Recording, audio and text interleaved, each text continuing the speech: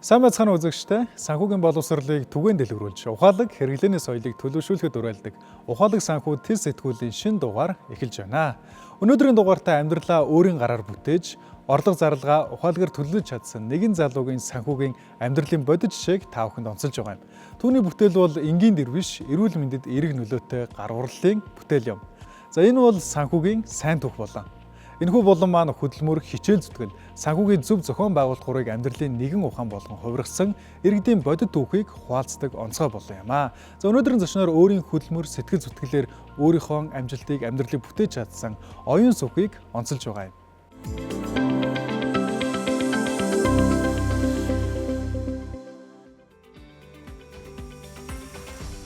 Хуваарийн хөдөлмөр эрхэлдэг олон хүний дунд өөрийн хүч хөдөлмөрөөр бизнесээ өргөжүүлж, итгэл сэтгэлээрээ амьдралаа босгож яваа хүмүүс цөөнгүй.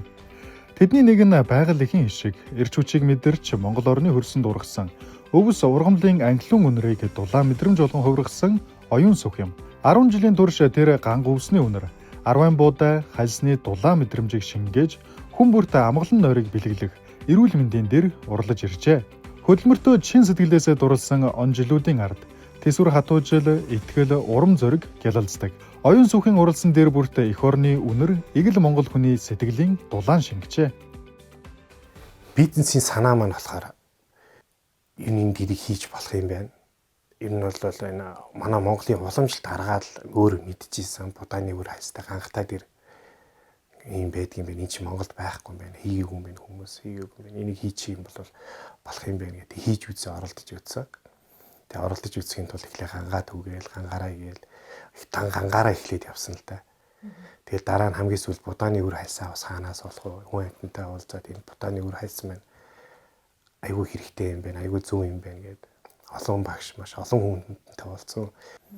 Эхлээд би ч бодоо нэг автобусны дотор нэг хоёр шуудаа чинь эхний ээж нэг будааны үр чинь одоо яваад там будааны үр аваад нэг нь 50 хэлтэй. Хоёулын гин гүүрэл тусал тэгэл готл мотл чи яаж яхаа. Тэгэл автобусандаа чигтэлтэй аль хаваач дараа би ингээ юм зөөж байгаа та ингээ таны шуудаан жоохон будааны юу байгаа шүү. Хувцас ч мохоолч та жоох хийшээ ялж байгаарай гэл. Тэгэл автобуснасаа буугаад гэрлүүгээ зөөх гал нэг буудлыг чи нэг ойрхон л да 300 м-ийн зай чинь бас тэр чинь нэг 50 100 юм байгаа ч. Станеры 10 20 амраг цээжлээ гэрлүүгээ ороод тэгэл тэрүүнээ дэр болгоод бүтээгдэхүүн болгоод зарж ясан. Найзаасаа нэг оёдлын машин гуугаал. Энэ нэг цохолч гармаагаа морточулаасаа гэх кино. Тэрний минь киноных нь юунд кино цохоо бүтээгээд кино манд боллоо, бүрэн боллоо гэдэг нэг анх улсаас нэг оёдлын машинаар шагнаж ирсэн бэл. Тэгээ тэр найзаас нэг ганцгаар оёдлын машинаа төр өгөөч гэдэг. Тэгэл энэ оёдлын машин дээр баг 2 жил гар оёдлын машин дээр байсан дөө. Ганцаар өөрөө л байдаг гэсэн.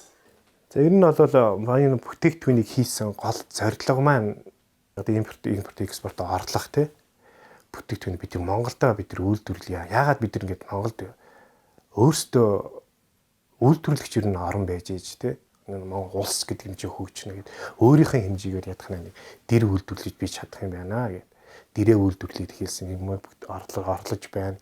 Одоо надад ихэд одоо валютын ханш нөлөөлөхгүй байна. Тээвэр одоо ингээл ачааны хөс нэмэгдлээ. Энийг тэр юурээс нөлөөлөхгүй байна. Би яагаад гэвэл энийг би Монголдо хийж байгаа байхгүй. Энийг би тэгээд хямдхан хийгээд үйлдвэрлээд болоод би ингээд хүмүүстэй ингээд аль болох хамаг хямд өрнөр нь нийлүүлэхийг хичээж гинж болж л байна надад явд бол. Одоо болохоор ингээд 100% ингээд хатаасан гангаар хийж. Сэрүүн газар яг Монгол уламжлалт аргаараа хатаа. Хатаасныхын дараа ишнээс нь бүгднийг салгаад дан навчин авна гэсэн. Тэгвэл энэ хатаасан гангийн иш ч бас хатах юм шүү дээ. Тэр болгоно дан навчиныгээд тэгээ будааны үр хальцтайгаа холиол хийнэ гэсэн. Будааны хальц маань өөрөө юу байхгүй. Ерөнхий дүүргэлтийн материал гэсэн. Одоо өд сүд гэдэг чинь одоо ерөнхий дүүргэлт байгаа шүү дээ. Тэр маань хөнгөхөөр зөөлөн. Будааны үр маань бол баг зэргийн хүнд ч гэсэн тэр чинь нэг хальсан дундаа ороод ингэ явчихна. Яшдаг болохоор их гайгүй боломжийн юм. Яг л хүн таатай л бүтээгдэхүүн үүсэж байна гэсэн үг. Борлуулалт болохоор одоо онлайнаар хийгдэж байна. Үзэсгэлэн худалдаануудаар хийгдэж байна. Миний дэлгүүрийн салбаруудаар байгаа. За тэгээд төмөр замын Монгол төлөвлөлөө гэдэг тийм. Тэнд бас байгаа. Тэгээ ерөнхийдөө өөрөө үзэсгэлэн бодолтоонуудаар бараа бүтээгдэхүүнүүдээ би нэг ийм гайгүй бүтээгдэхүүн хийсэн шүү. Энэ үнийгээр тайлбарлаад үзүүлэх гээл тэгэл үзэсгэлэнгүүдээр их яана нөө. Гангаа болохоор өөрөө түүхээ болоод одоо хөдөлтөж авч байгаа болохоор ганга маань их үнэтэй. Тэгээ одоо урд өмнө одоо 1 кг гаргачаа одоо нэг 2000 төгрөгөөр хөдөлтөж аваад л гэдэгс л одоо ч 30,000 төгрөг. Будааны өөр хальс маань ч гэсэн одоо ус үнэтэйч тонн юугаараа 400 эдэн төгрөгөөр л авчаа. Урд нь бол баг нүгүү авдаг гэсэн. Тэг нүгүү авдаг байхад энэ маань энэ үнээр л идэг гэсэн. Одоо энэ үнээрээ л. Тэгтээ энэ их тийм юм чанарын ялгаа нэг байхгүй.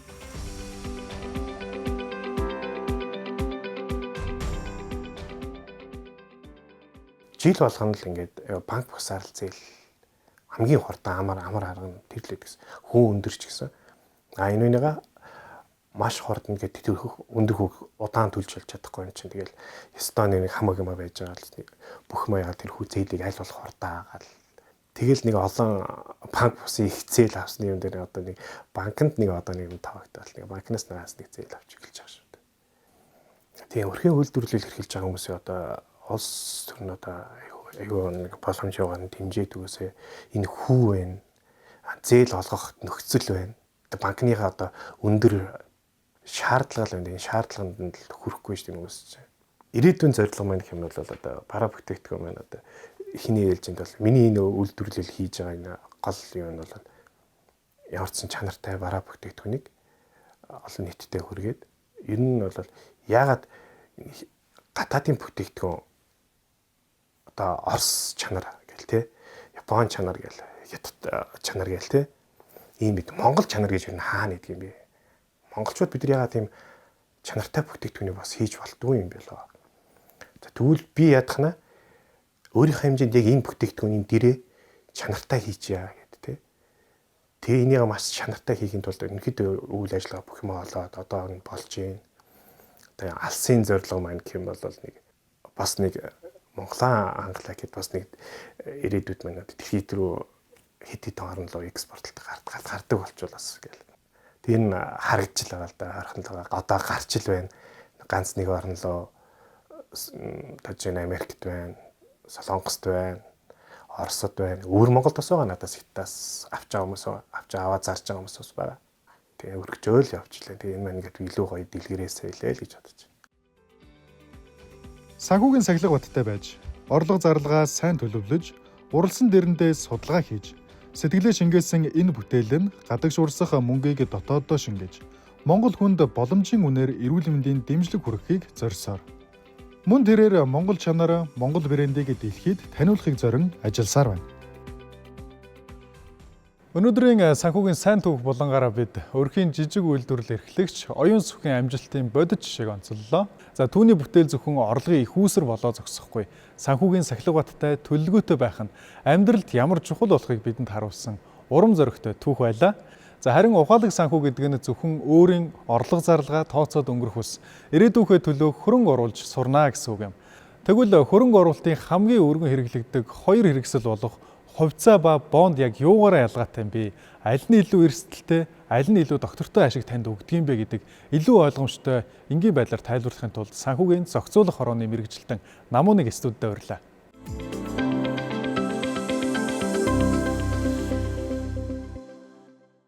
Сайн байна уу? Сайн байна уу? Урьж орцуулж баярлалаа. За баярлалаа. За дөнгөж сая танилцуулсан хувьцаа, бонд хоёр гэдэг энэ сэдвүүдээр өнөөдөр тулгуулж ярилцах чинь. Бонд гэж яг юу юм бэ? Хувьцаа гэж юу юм бэ гэдэг дээр яриагаа эхлэж бодож байна. Хувьцаа, бонд хоёр бол нэлээд ялгаатай байгаа. За санхүүгийн хэллэгээр бол бид нар хувьцааг бол өмчийн үн цаас гэж хэлдэг бол бондыг бол бид нар өрийн үн цаас гэж хэлдэг. За яагаад тэгж нэрлэж байгаа юм бэ гэх юм бол за хувьцааны тухайд гэх юм бол өмчийн үн цаас гэдэг нь тухайн компани гаргасан одоо энэ хувьцааг худалдаж авснараа тухайн компани эзэмшигчин болж байна, өмчийн худалдаж авж байна гэдэг утгаараа өмчийн үн цаас гэж нэрлэдэг байгаа. За нөгөө талдаа бид нар бонд гэж ярьж байгаа. Тэнгүүд энэ маань яагаад өрийн үн цаас гэж авдаг вэ гингүүд одоо тухайн бонд гаргаж байгаа компани бол ер нь олон нийтэд өөр гаргаж ийн, зээл гаргаж ийн, энийгээ худалдаж аваач гээг хөрөнгө оруулагчнаас мөнгө татснараа тэр одоо өрийн эзэмшиж байгаараа бид нэр өрийн үн цаас гэж нэрлэдэг байгаа. Ер нь бол ялгаа нь нэг нь бол тухайн одоо компани өмчлөгч этгээд нь болж байгаа бол нөгөө талд нь бол тухайн компани өрийн худалдаж авж байгаа одоо бонд эзэмшигч нь болж байгаа гэсэн ийм ялгаатай байгаа. Ааха. Одоо жишээд би ингээд санхүүгийн салбар хөрөнгө оруулалтын салбарт орж ирж байгаа шинэ хүн гэж бодъё те. Би бонд руу хөрөнгө оруулалт хийх юм уу, бонд авах юм уу, эсвэл хувьцаа авах юм уу гэдэг дээр эргэлзээд мэдлэггүй яах гэж хэсгээ мэдэхгүй яг юм асуултын нэгтэй байгаа хүмүүс яг юун дээр илүү анхаарах хэрэгтэй юм. Тэгээ ямар зүйлсүүдийг мэдсэний хүрэн дээр яг энэ салбар руу орох хэрэгтэй гэдэг юм бэ? За мэдээж ялгаа бол маш олон талууд ялгаатай байгаа. За нэгдүгürt нь гэх юм бол одоо хөрөнгө оруулалт эхлээд яг ямар зорилгоор хөрөнгө оруулах гэж байгаа юм гэдэг эхлээд зорилгоо тодорхойлох шаардлагатай байгаа. За тэр зорилго бол мэдээж богино хугацааных, дунд хугацааных, урт хугацааных гэдээ ялгаатай байж болно. За мэдээж бол өгөөжийг дагаад эрсдэл гэж бас зүйл байдаг. Тэгэхээр энэ эрсдэл бол өгөөж өндөр байх тусмаа эрсдлээс дагаад өндөр байдаг. Өгөөж бага тусмаа эрсдэл гэсэндээ бага байдаг. Тэгэхээр хэр зэрэг одоо өгөөжийг авахыг хүсэж байна, өндөр өгөөжийг хүсэж байна уу гэх юм бол мэдээж тэрийг бас нуу дагаад өндөр эрсдлийг даах чадвартай бас байх хэрэгтэй.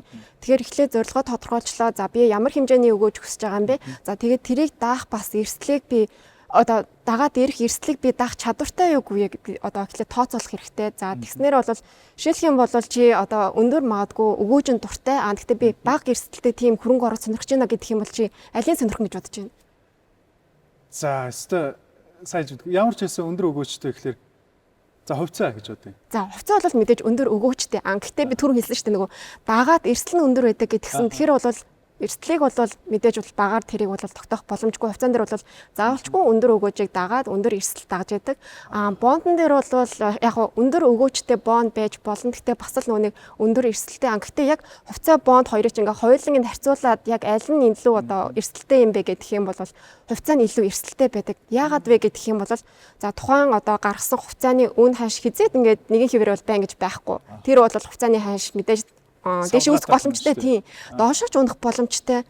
Бондын тухайд гэдэг юм бол тэр одоо олон нийтэд гаргасан тухайн тэр үн цэн нь бол ингээд ер нь бол нэгэн жигд нэгэн хэм одоо дээшээ өснө эсвэл доошоо ингээд унах гэсэн зүйл байхгүй.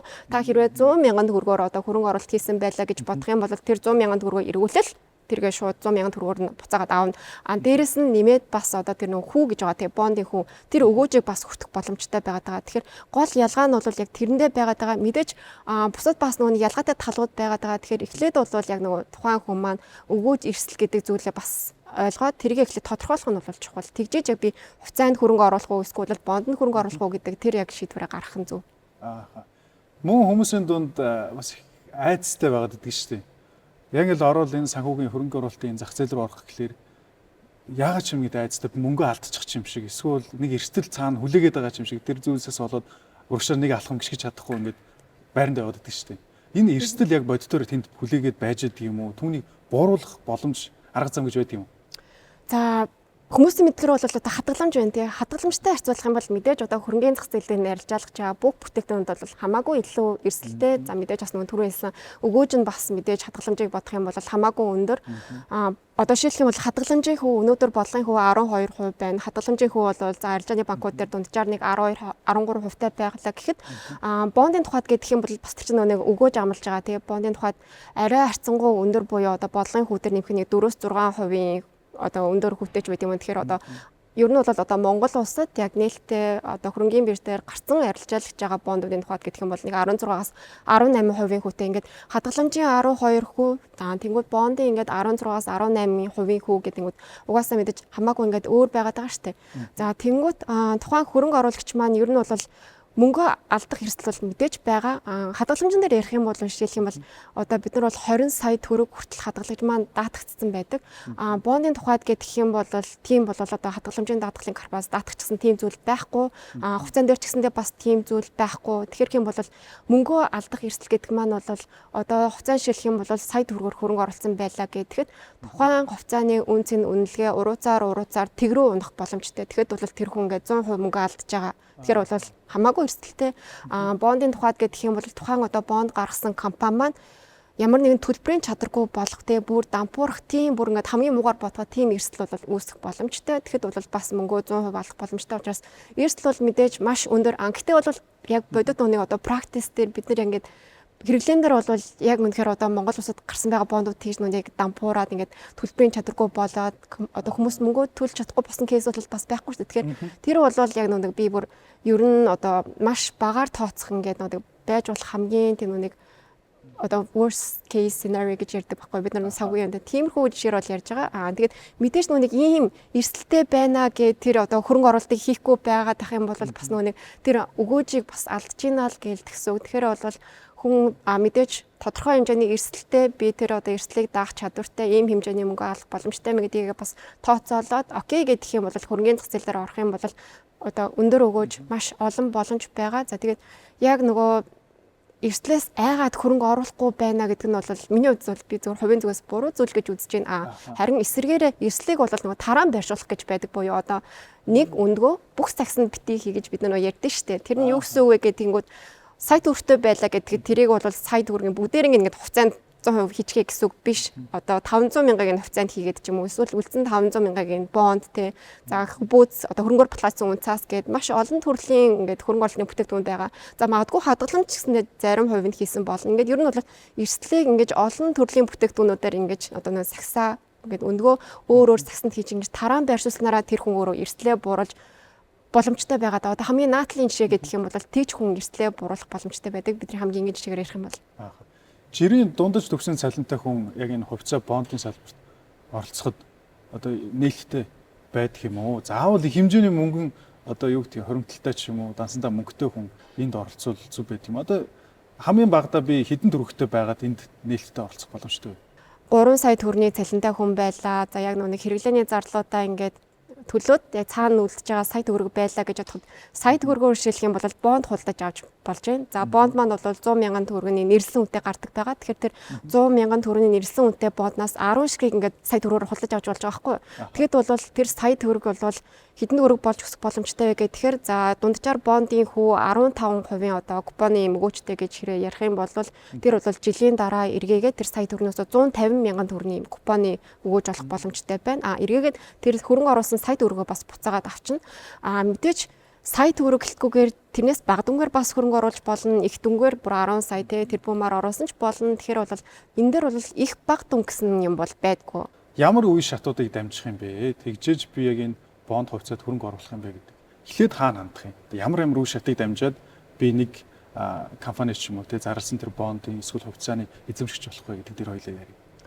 За үнцасны компаниар бол ер нь бол дамжуулж одоо энэ хөрөнгөний зах зээлд орох боломжтой гэж түрүү хэлсэн. Тэгэхээр үнцасны компаниар бол эхлээд заавалчгүй данс нийлгэсэн байх шаардлагатай. За хэрвээ ямар ч одоо огт данс нэгээгүй хүн байх юм бол би магадгүй нөө данс нийлгэсэн тэрийг мэдээгүй байж болно шүү дээ. Тэгэх юм бол үнцасны төвлөрсөн хадгаламжийн төв гэдэг байгууллага байдаг шүү дээ. Тэд нэрийг тэр байгууллага дээр ер нь бол данстай юу гүй юу гэдгийг одоо очиод ч юм уу эсвэл хуцаар холбогдоод ч юм уу ингээд асуугаад би данстай байна уу? Аль компани дээр аль үнцасны компани дээр данстай байна гэдгийг шалгуулах боломжтой. За хэрвээ данстай байх юм бол данс нэг шаардлагагүй болчихлоо шүү дээ. Дансгүй байх юм бол аль дурын үнцасны компани дээр очиод үнцасны дансаа нийлэх боломжтой. За Монголд бол яг үйл ажиллагаа явуулж байгаа нэлээд хэдэн үнцасны компаниуд байдаг 50 гаруй. Тэгэхээр бол тэр бүх одоо үнцасны компаниудын жагсаалт бол санхүүгийн цэцлэх хорооны сайт дээр байж идэг. Тэгэхээр тухайн одоо үнцасны компани магадгүй нэг тэд нар чинь бас өрсөлдөөн гэж явуулж байгаа яг аль үнцасны компанийг сонгож дансаа нийлүүлэх гэдэг бол бас өөрийнхөө одоо судалгаа хийгээд за энэ зүгээр юм байна гэд сонгосон үнцасны компани дээр бичлэн очиод данс нийлүүлэх боломжтой. Сүүлийн үед бол ер нь ихэнх үнцасны компаниуд онлайнаар зайнаас данс нийлэх боломжийг бий болгочихсон. Тэгэхээр бол аппликейшны татаж аваад ч юм уу эсвэл одоо веб хуудасаар нь дамжуулаад онлайнаар дансаа нийлэхэд бас арилжаанд нь орох боломжтой. За тэгээ мэдээж нөгөө данс нийлэхэд шаардлагатай нөгөө бүчиг баримтуудаа бүрдүүлнэ. Тэгээд шимтгэлийн хураамж төр өөрчлөгийн хураамж гээд бүх төлбөр мөнгөний төлөөд ингээ ихний алхам бол данстай л болох байгаа. Яг энэ үнцасны арилжаанд орлох данстай. За тэгээд дараагаар нь бол яг нэг үнцасны компанида за би ер нь бол энэ компани энэ хувьцааг амаарай ч юм уу тий эсвэл энэ компани энэ бондыг амаарай гэд тухайн яг үнцасны компанийхаа тэр хөрөнгө оруулалтын зөвлөлттэй ингээд харьцаж агаад тэгээд хөрөнгө оруулалтынхаа яг боломж одоо тэр нөхцөл байдлаас шалтгаалаад ер нь хөрөнгө оруулалтын шийдвэрээ гаргах. Ер нь бол хамгийн ихний алхам бол одоо энэ үнцасны данстай болох энэ л байгаа. За маш их баярлалаа. Бидний урилга хүлээ аваад яг үнэт цаасны энэ салбарт хамгийн их түгээмэл яригддаг бонд хувьцаа дээр тулгуурлаж бас гол ялгаануудыг хийсэн танд баярлалаа. Ажлын амжилт хүсье. Баярлалаа, амжилт хүсье.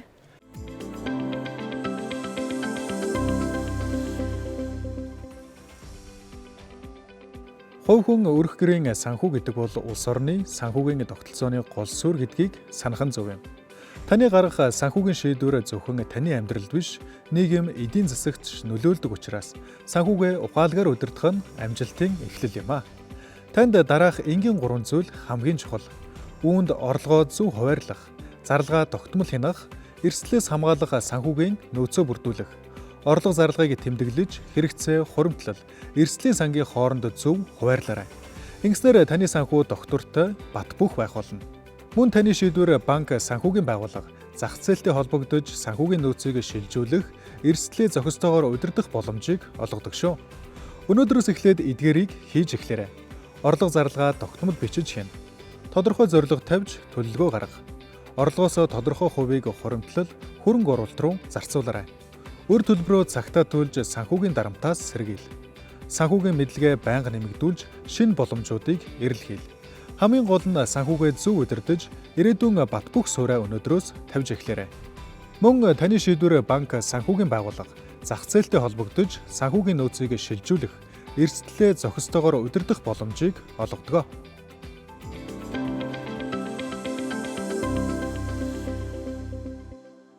За ингээд бид өнөөдрийн зөвлөгөөнөөс ухаалаг хэрэглээ, санхүүгээ хянах энгийн боловч чухал аргуудыг сурч авсан байх гэж найдаж байна. За одоо харин мэдлэгээ улам гүнзгийрүүлж өдөр тутмын амьдралдаа хэрэгжүүлэхэд танд тус болох санхүүгийн боловсрол олгох богино хэмжээний бичлэгийг хүргэж байна. Хадгаламжинд байгаа хэдэн төгрөгөө эргэлдүүлж өсгмөр байдаг. Банкны хадгаламжаас өөр хөрөнгө оруулалтын ямар хэлбэр байдаг юм бол?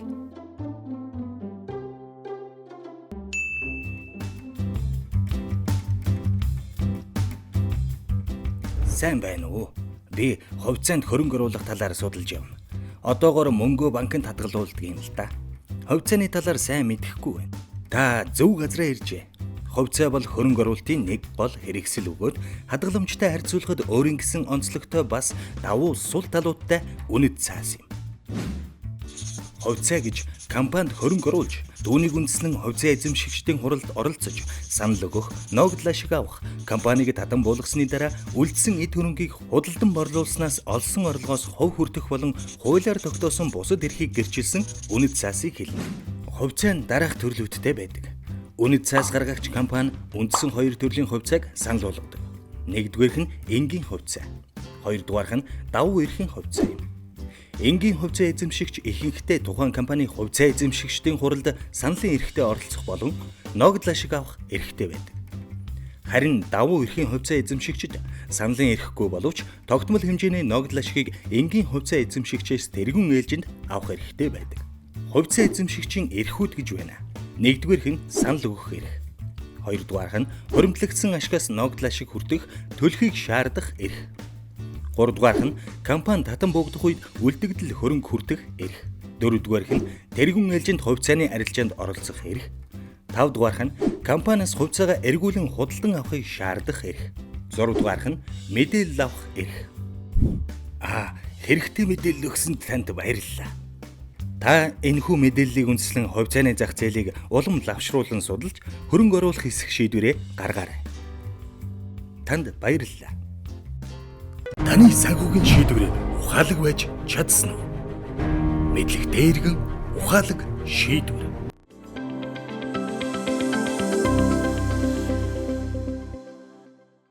Санхүүгээ зөв удирдахын тулд заавал мэргэжлийн эдийн засагч байх албагүй. За хамгийн гол нь өөрийн орлого зарлагаа ухамсартайгаар хянаж багаар хуримтлуулж эхлэх нь чухал юм аа. Санхүүгийн зөвлөхөөс сар бүр орлогынхоо 10% хуримтлал руу буюу цааш нь ихийг зөвлөдөг. За энэ нь амьдралд мэддэхгүй шахам жижиг хувь мэт санагдаж магадгүй цаг хугацааны эрхэнд том боломж болон хувирдаг зүйл юм аа. За хэрвээ танд 10% хитрхи их хэм мэт санагдаж байвал 5%, бүр 2% бай хамаагүй. За хамгийн гол нь тогтмол хуримтлуулах дадлыг өөртөө эхлүүлж чадвал хамгийн том амжилт юм аа. Санхүүгийн зөв зуршлал аяндаа тогтдог зүйл. За мөн хамгийн чухал нь цалин буусан даруйд хуримтлалаа хийх дадалтай болоорой. За тэгэхгүй бол сарын сүүлчээр хадгалах мөнгө бараг үлддэггүй шүү дээ. За жижиг эхлэлээс том боломж урган гардаг гэдэг ямагт санаж байх нь чухал. Та өнөөдөр 50000 төгрөг хуримтлуулж сурах юм бол маргааш 50000 төгрөг. Бүр цаашлаа 500,000 төгрөгийг ухаалгаар удирдах чаддаг юм дадалтай болно гэсэн үг. Гол нь цааш нь хийх тэрхүү дадлаа өнөөдрөөс эхлүүлэх нь чухлаа. За ингээд ухаалаг санхүү тэн сэтгүүлийн энэ удаагийн дугаар өндөрлөж байна. Санхүүгийн ирээдүгөө өнөөдрийн шийдвэрээр бүтээж ухаалаг алхам бүрийг хариуцлагатай хийж байгаарай. Бидэнтэй хамт байсан та бүхэнд баярлалаа.